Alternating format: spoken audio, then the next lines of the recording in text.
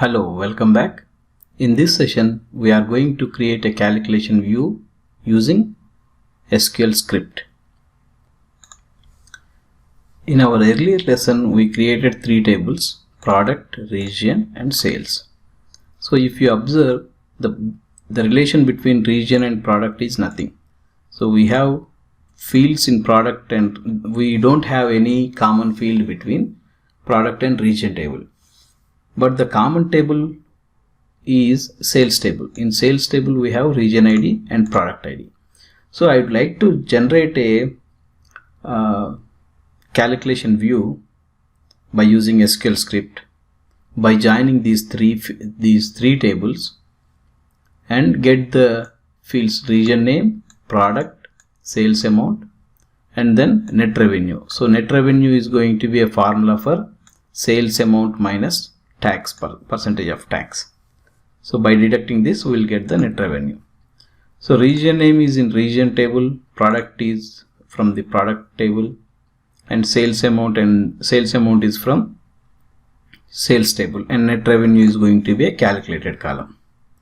So we will see how to do that. So to create a calculation view, you have to go to the package and under package right click, new, select calculation view. So here we will give the name. So we have sales underscore report.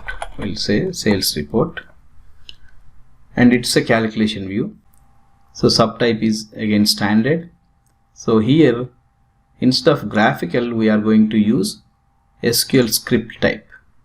So once you select the SQL script, the subtype is going to freeze, and here you have an option to select whether the parameter case sensitive or not. So we'll go with case sensitive for now. So you can go with false or true, so it doesn't make any big difference. So go with case sensitive true, SQL script type, and calculation view. Okay, let's finish this. So it will create a calculation view with two nodes. One is script view node and another is semantics node. So when you click the script view node, so you will get the script page. So this is like SQL console. So here you need to write the code. Okay, so let's start.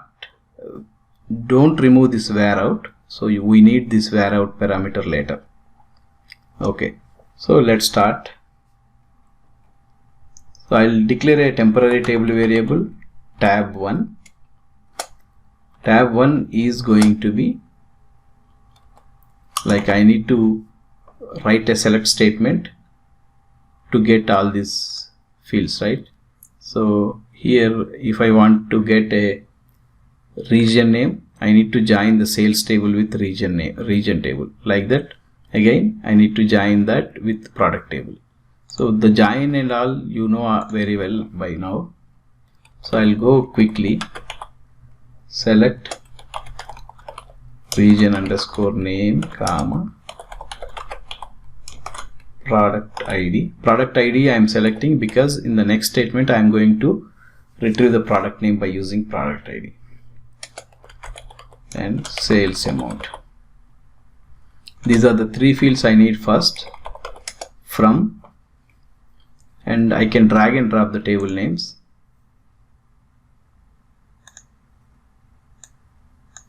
So here my table, first table is region.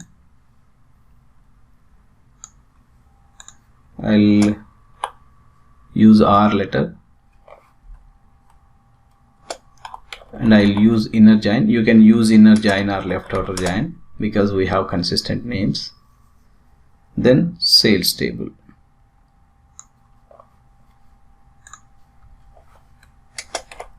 Yes, as we don't have duplicate names, so the aliasing is not required. Okay, now I'll write the join condition on r dot region underscore id is equal to s dot region underscore id. So this is the condition, end with semicolon. So now my temporary table 1, so even you can write this statement outside to see what is the result.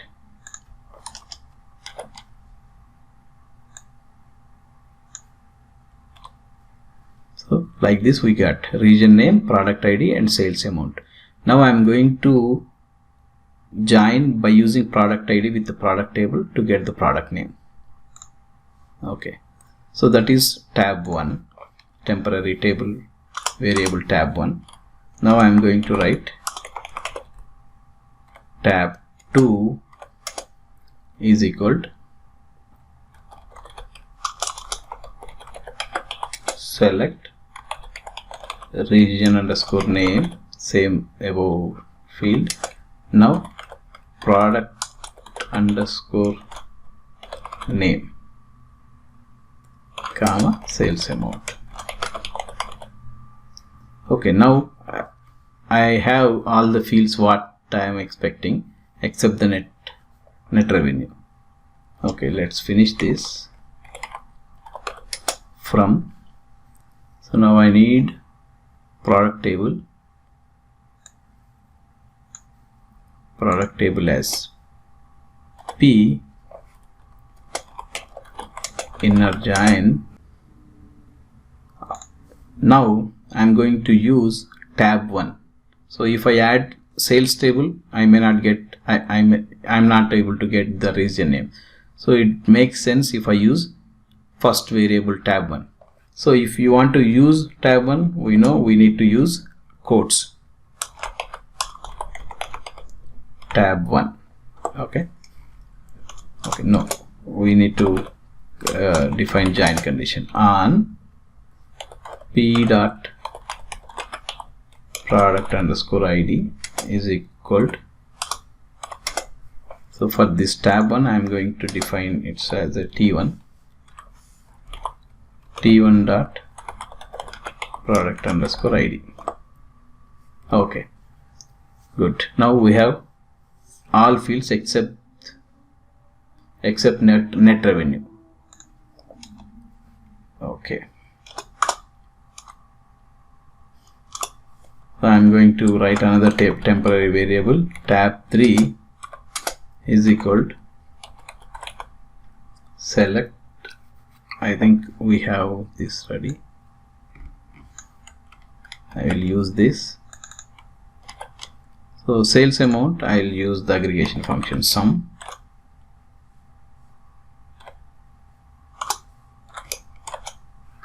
of sales amount as sales underscore amount. Okay, comma. Now I need a net revenue. Net revenue is going to be sales amount minus tax, right? It's like something like okay, I have idea. So we created a final price function, right? If you remember this, so this is exactly what I am expecting. Sales revenue minus sales revenue multiplied by percentage of that discount or function. So here we use this for discount. Okay, now instead of discount we are going to use for the tax. Okay, so let's use this function. So we are going to cover the using function also in a calculation view. So this function need two parameters. One is, say, first parameter is column name sales underscore amount. Second column is percentage 10. I will give it the 10%. So later we will see how to change this dynamically. Okay, now I'm good. Okay, so this need to be a sum function again, sum of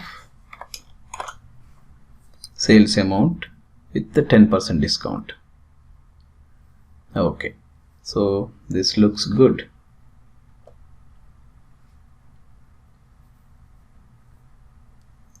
I think, yeah, we need to write a group by function. because we use the aggregation fields. Group by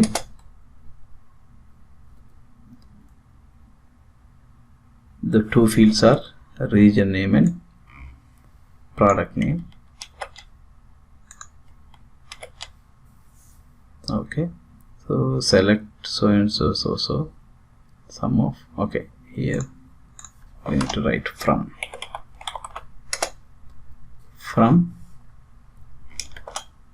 this time I'll use tab 2.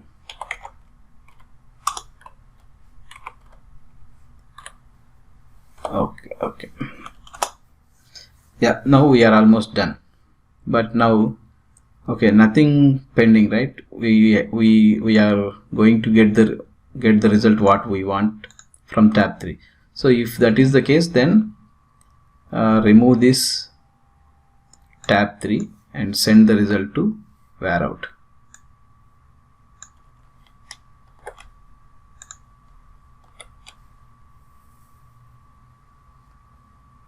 Okay, so this is not required. Okay, so between the begin and end procedure script, begin and end like a procedure, similar to the procedure, but remember one thing, it's very important, you are not going to write any session dependent variables or modify, delete, DDL, DML, everything. It's only read only, it's a view, so we should not use any DDL, DML. It's only read only. We can use only read only statements. Okay, now it's good. So there is one thing pending for the calculation view. So if you want to activate it, it will not get activated unless you create a columns here.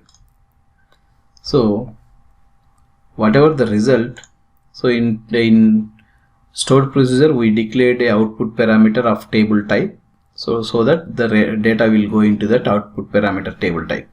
But here we are not defining any output parameter, so that output parameter is nothing but a list of columns here. Okay, so to create a column we have two options.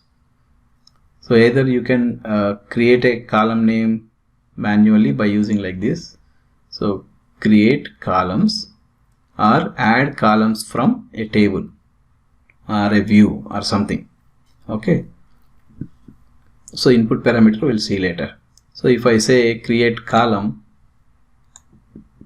I can define a column name,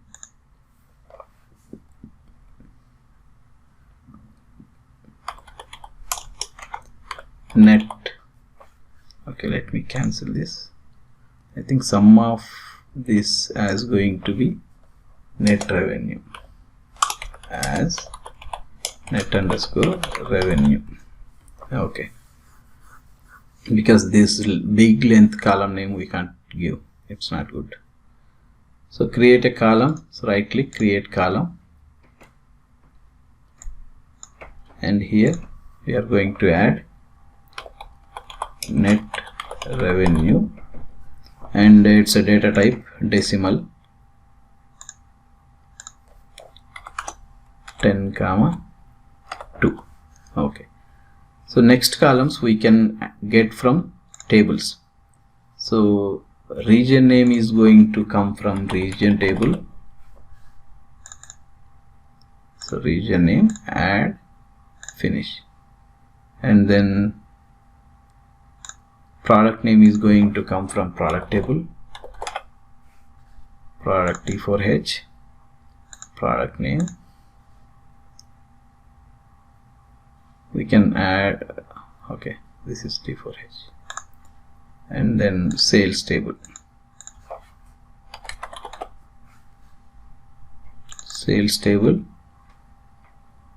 and we will use sales amount, finish. Okay, so the sequence also should be in the same sequence of our where out. Region name, product name, sales amount, and then net revenue should be the last field. So you can use this to move. Okay, perfect. Okay, now let's activate and see if there are any errors.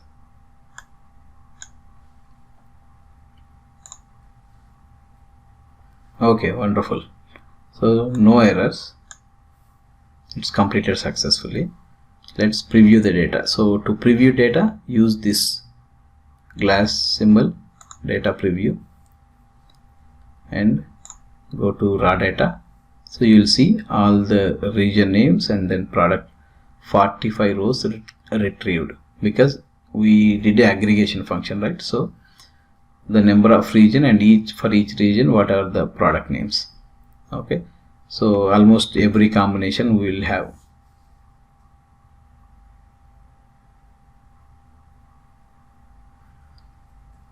Okay, sales amount and net revenue. Net revenue is going to be after 10% discount, so that's why it is like 110 after 10%, it's 11, 110 minus 11, 99 something. Okay, so we got the result what we are expecting. Okay, now we can enhance this by using input parameters. So here we are giving the discount tax value 10%. So instead of 10, if I want to give 15% or 20%, I need to make this as a dynamic. And also I would like to filter the data based on the region or product. So these options we will see in the next session. Okay, until then, happy learning. Bye.